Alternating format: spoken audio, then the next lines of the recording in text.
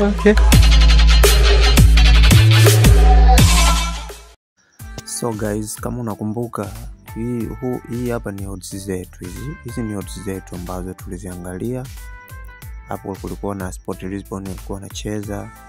Sawa, walikuwa wamecheza hizi ni odds zile za tarehe 4 mwezi wa 5.